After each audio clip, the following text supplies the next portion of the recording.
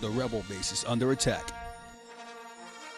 Build the new LEGO Star Wars defense turret.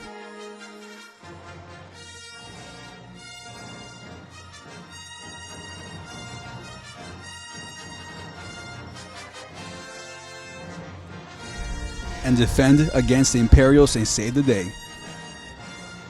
Collect them all to create your own army and fight in the galaxy.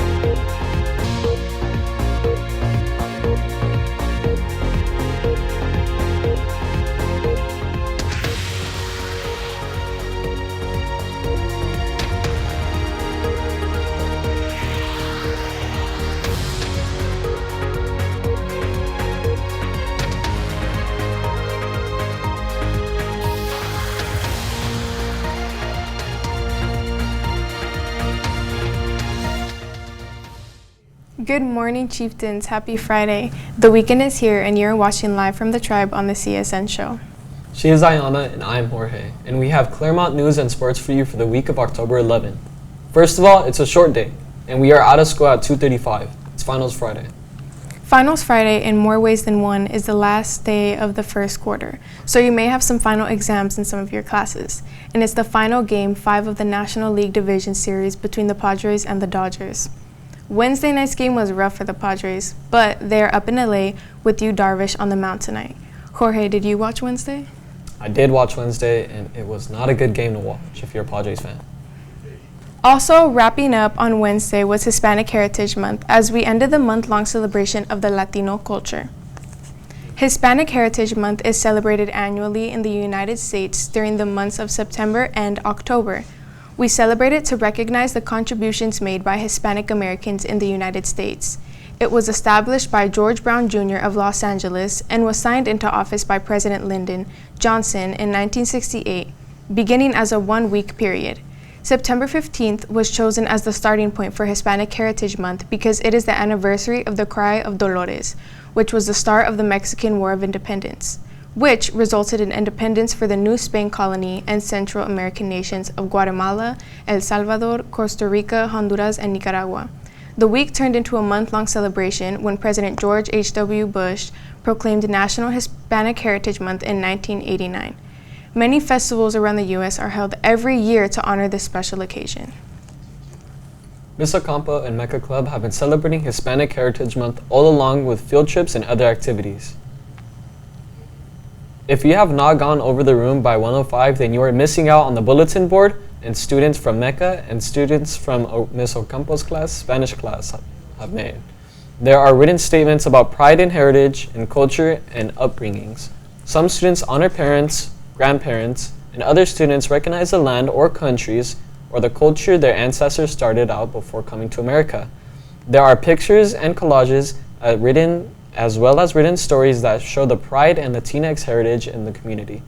If you have a few extra minutes to walk by it and check it out before school, after school, or lunch, go take a look. Make sure you have a few minutes to go look because it's pretty cool and there's a lot to see. With the close of Hispanic Heritage Month, we now have October and Breast Cancer Awareness Month. Pink is on full display as the world looks to bring awareness to getting screened for breast cancer. This is a cancer that can be cured with early detection. Many people are affected or know someone who has been affected by breast cancer. This is true here at Clairemont. I have experienced this terrible disease a few times. The first time was my mother.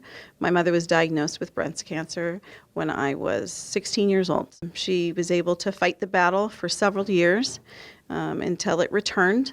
She put up a good fight, but she wasn't able to make it through. And so my mother passed when I was 22 years old. But I still think about her every day. She was a teacher. It's one of the reasons why I actually got into education. I also lost one of my best friends about 5 years ago. And I'm sorry for those of you who have had to experience this, but I also am empathetic and here to speak to you and talk to you if you ever need a shoulder or an ear. So I got breast cancer in October of 2009.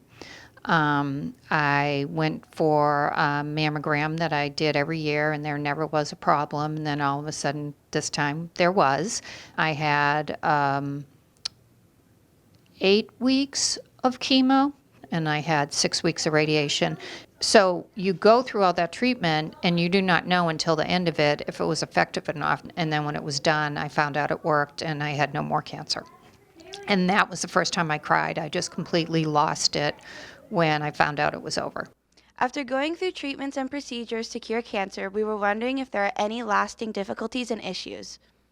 The only thing that really changed is every once in a while my arm gets really tight from the radiation. That damages some of the muscles, and so I have to remember to stretch out that arm. I can't do anything on my left side, like any blood pressure or give blood or anything like that. I was diagnosed with cancer June 2021, and what I've realized through all of it is just the support system is so huge. And so my family was very supportive. Your teachers and administration was very supportive. It really makes the experience easier when the people around you are really there for you, like in any way you need, whether it's picking your kids up or planning lessons for you or grading for you. Even when you come back, you're tired, like nothing's the same, your body's different. The adjustment to not being able to do what you could before is probably like the longest lasting issue. You have heard 3 courageous staff members talk about their journey with us. 1 in 8 women will get diagnosed with breast cancer. We share these stories so that we can raise awareness and help others get early diagnosis because it is one of the best ways to fight breast cancer. This is Isa Shepherd Gutierrez on CSN. All year we have been telling you about the Clairemont High School Clothing Pantry. It may be the only pantry at high school level. Some colleges have it, and so do we.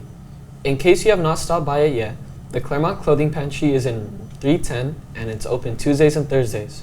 We caught up with the founder, Melissa, to see what's going on. This project has been such an inspiration to me because I'm able to give back to my community as well as the fellow students that are in need for clothing and those that just want to do some thrift shopping. This is a great place for you. This pantry came to be because it was appointed to me by multiple teachers, especially during the flood. I wanted to give back to the community, so I talked with the principal and the ASB advisor to see if this could work, and it ended up becoming a reality. During this entire experience, there has been people that have come into the pantry and got a thing, and later they came up to me and told me that they loved their pants or their new shirt or shoes. So this is a very welcoming place, and you are always welcome. Lastly, I want to give some shout outs to my fellow ASB committee people. They made a lot of this possible. They helped me fold clothes as well as hang clothes, and also just went with the flow of things as I was trying to learn how to get everything situated. They were a huge help, as well as all of our staff here that have donated clothing, as well as those that have bought clothing for students. So that's also a great big shout out to those people. And if you ever want to clean out your closet, you should come and bring it in here. ASB packets for freshman elections were turned in yesterday. Today, ASB will go through all of them to make sure everything was filled out properly. Next week, campaigning starts for those who are notified by ASB. If you are eligible to run for freshman class, make sure you hit that campaign trail from Monday to Thursday. Then on Friday, the 18th, only freshmen will cast a vote for their freshman officers. Freshmen are looking to elect a president, vice president, secretary, and treasurer. Good luck to all. Turning our attention to the seniors on campus, we hope your Assassin game is going well. On a serious note, Wednesday, October 16th is Senior Family College Night. Come to the auditorium from 5 to 6 with your parents to get all the information you need for college applications, Zello, and for the letters of recommendation requests, financial aid, and more. Your counselors and WAPA will be on hand to answer and help you with all your questions. It's that time of year again for Halloween fun. There is a QR code on the screen scan. Scan it to find the haunts. It's the 2024 Clairemont Halloween haunts. It's the 5th year we are doing this. It's a chance for us to drive around using the map to see all of the chieftains set up haunted and Halloween themed houses. It's not too late to get in. Scan the QR code to enter, but you do not need to sign up to drive around. Let's get in the Halloween spirit.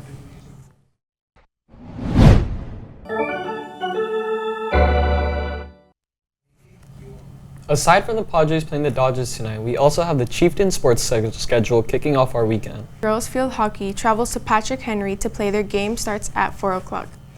Football is also on the road to El Cajon Boulevard to play against Hoover. Varsity kicks off at 7.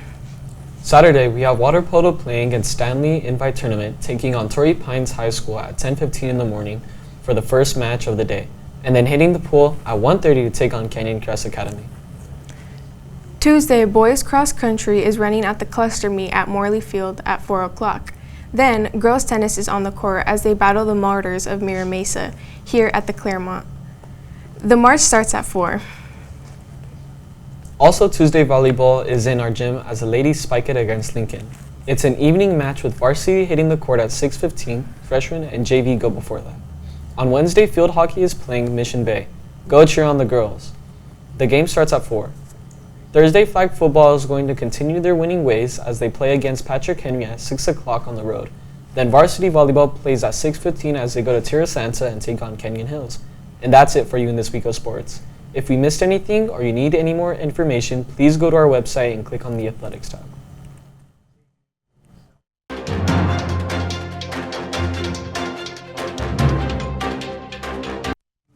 For this day in history, October 11th, 1975, Saturday Night Live went live.